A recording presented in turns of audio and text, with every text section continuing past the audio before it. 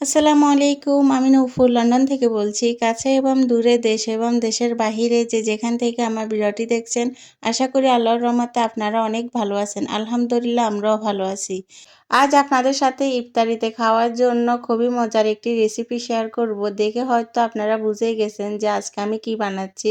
সবজি পিঠা বা পকোড়া খুব সহজভাবে বানিয়ে দেখিয়েছি। আশা করি আপনাদের ভালো লাগবে। তো চলুন ফুল ভিডিওটি দেখে নিই। সবজি পকোড়া বানানোর জন্য এখানে নিয়েছি 1 কাপ বাঁধাকপি, 1 কাপ দিয়ে দিচ্ছি আলু। আলুটাকে চিকন চিকন করে কুচি করে নিয়েছি।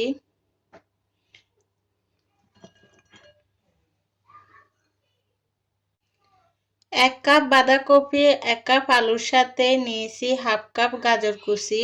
গাজর চিকন চিকন করে কুচি করে নিয়েছি। তো এখানে কোনো পরিমাপের কিছুই নেই, যে যতটুকু প্রয়োজন ওই হিসেবে সবজিটা অ্যাড করবেন। তো এখানে দিয়ে দিচ্ছি হাফ কাপ গাজর কুচি। বাঁধাকপি, আলু, গাজর দিয়ে পকোড়াটা বানাচ্ছি। আপনারা এখানে আরও সবজি অ্যাড করতে চাইলে অ্যাড করতে পারেন। তো আমি আজকে 3টা সবজি দিয়ে পকোড়াটা বানাবো। তো এখন দিয়ে দিচ্ছি হাফ কাপ পেঁয়াজ কুচি, 3-4টা কাঁচামরিচ কুচি করে নিয়েছি। তো এখন দিয়ে দেব। জালটা আপনারা আপনাদের টেস্ট অনুযায়ী দিবেন, কমিয়ে বা বাড়িয়ে। উঁচু করে 1 চা চামচ রসুন বাটা দিয়ে দিচ্ছি। ভাজা জিরে গুঁড়া দিয়ে দিচ্ছি 1 চা চামচ। হাফ চা চামচ দিয়ে দিচ্ছি ধনিয়া গুঁড়া। স্বাদ মতো দিয়ে দিচ্ছি লবণ।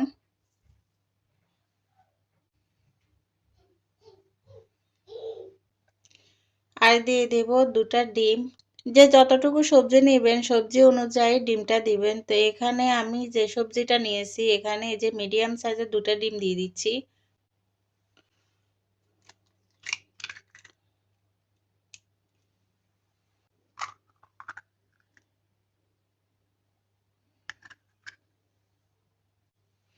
আর দিয়ে দিচ্ছি ধনেপাতা কুচি। এখানে বেশি করে ধনেপাতা কুচি নিয়েছি।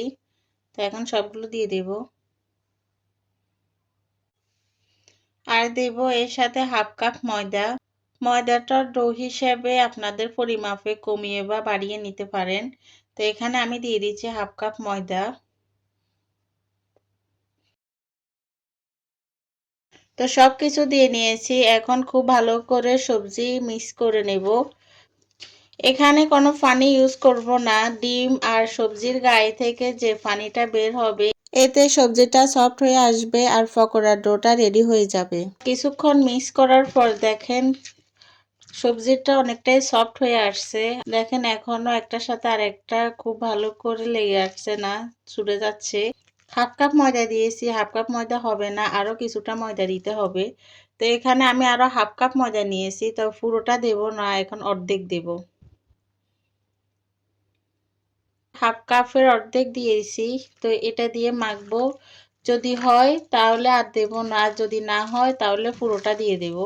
হাফ কাপের বাকি যে অর্ধেক ময়দা ছিল এখন পুরোটা দিয়ে দিচ্ছি। পুরো 1 কাপ ময়দা লেগেছে। পকোড়াতে হলুদ দিইনি।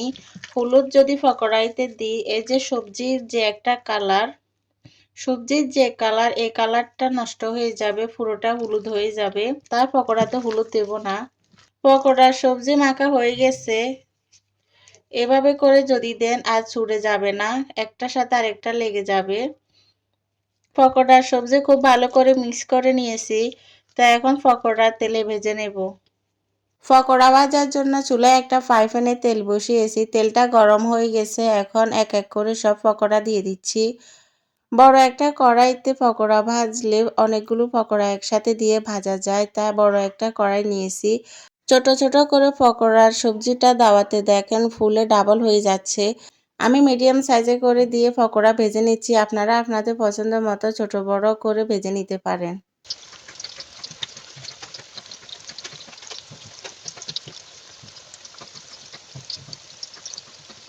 প্রতিদিনের মতো আজকে আপনাদেরকে মনে করিয়ে দিচ্ছি, আজকের ভিডিওর কোনো অংশ আপনাদের যদি ভালো লেগে থাকে ভিডিওতে একটি লাইক দিতে ভুলবেন না।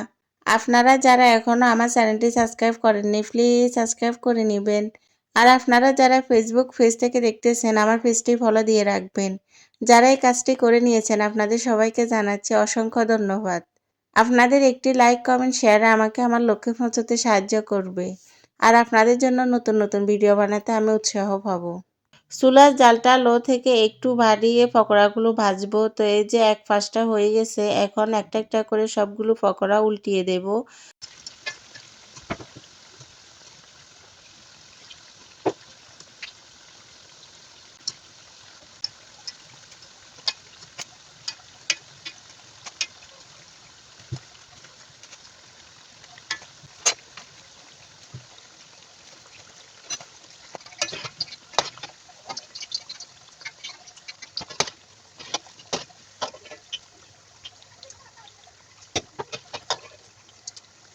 উল্টিয়ে পাল্টিয়ে দুই পাশটা খুব ভালো করে ভেজে এখন উঠিয়ে নিচ্ছি। তো এই যে দেখেন কতটা সুন্দর কালার হয়েছে, দেখে বুঝতে পারছেন।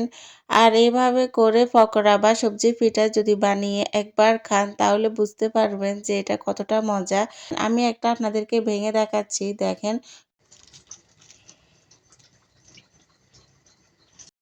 ভিতরে সফট হবে আর উপরে ক্রিসপি হবে, খেতে খুবই ভালো লাগে। এইভাবে পকোড়াগুলো বানিয়ে দেখবেন। খুবই সহজ আর অনেক বেশি মজার পকোড়া। তো খুব সহজভাবে দেখিয়েছি আপনাদেরকে বানিয়ে। আপনারা এভাবে বাসায় বানিয়ে দেখবেন। আর আপনাদের পকোড়া কিরকম হলো আমাকে কমেন্ট করে জানাতে ভুলবেন না। আপনাদের জন্য আরো নতুন নতুন ভিডিও নিয়ে আসবো। আশা করি আপনারা আমার চ্যানেলের সাথেই থাকবেন। আশা করি আমার আজকের রেসিপি আপনাদের খুবই ভালো লেগেছে। ভালো লেগে থাকলে আমার চ্যানেলের সাথেই থাকবেন। নতুন আরেকটা ভিডিও নিয়ে আপনাদের মাঝে হাজির হব। আজ এ পর্যন্ত। আল্লাহ হাফেজ। আসসালামু আলাইকুম।